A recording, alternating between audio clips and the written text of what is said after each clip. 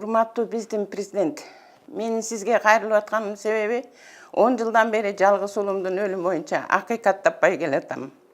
Баламды ошо чогуу окуган курсташтары эрекеттик кылып, башына оор жаракат келтирип, кастет менен, шампандын бөтөлкөсү менен, рейкалар менен көптөгөн балдар уруп сабап койгон натыйжасында балам төшөктө 3 ай бою сүйүп чычып жатып, 2 буту шал болуп, сүйлөбөй тилден калып, 1 саатта 10 жолу талма кармап атып каза болуп калган.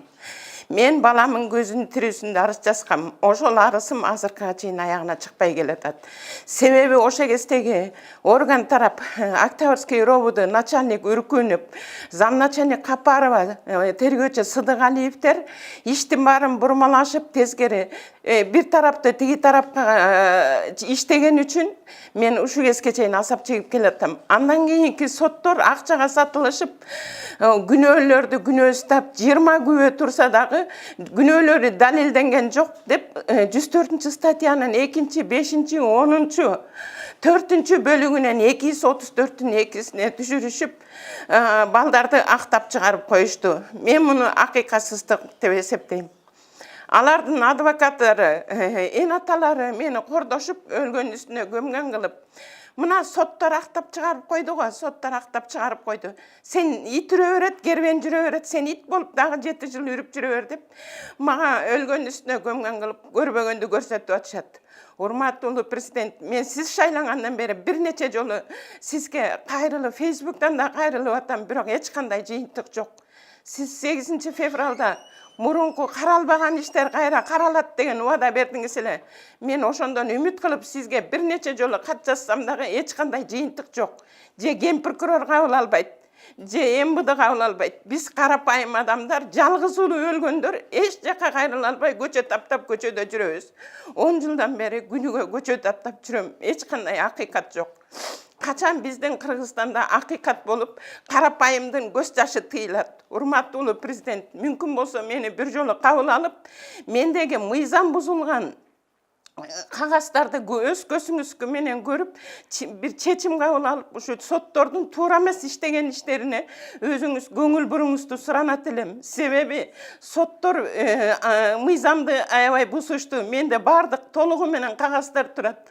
Буга эч ким көңүл бөлбөй атат. Мен канча жерге жазсам деле эч кандай жыйынтык жок. Айлам кетип, ушул каналга келип кайрылып, сизди көңүл бурарыңызга ишенип, мен сизге кайрылып атам, урматтуу президент.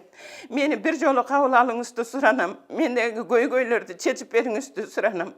Болбосо мага жашоонун эч кандай кызыгы жок. 10 жыл эмне болуп жашоом өткөнүндө белгисиз мага азыр. Эч кандай кызыгы жок. Менин жашоом 10 жылдан бери көчө таптоо менен өттү, акыйкат издөө менен өттү. Мен ошондуктан сизден суранам, мени бир жолу кабинетиңизге кабыл алып, жогорку соттун чечимин аткарбай койгон тергөөчү Сыдыгалиевге, ошо кездеги сот Абылкасымовго, Адамкуловдорго, Момуналиевдерге чара көрүп бериңиздер мен ошондой эле Алиевдерге чара көрүп бериңиздерди суранам. Азыркы болуп жаткан шаардык соттогу сотторго көзөмөл кылып бериңизди. Жана Россиядан Роска менен кармалып келген Ажыматовдун ишине көзөмөл кылып бериңизди суранам, урматтуу президент. Акыйкат таппай келатам, билбейм. Сизге жолуккандан кийин акыйкат болобу деген үмүт менен кайрылып атам мен сиздерге. Көңүл буруп коюңузду суранам. Дени кардысо өмүрүндө бир да жолу балисага жаткан эмес. Бир да жолу токмоктошуп балдар менен милицияга түшкөн эмес. Кудайдын момуну. Мына ошо кезде токмок жердин алдында түшкөн сүрөтү. Мына токмок жеп чычып сыйып жатып, төшөктө 3 ай бою богун сөймөй менен чыгарып жаткан убагы мынакей баламдын. Балам чирип жок болду. Бирок камкорлор боштондукта жүрүшөт.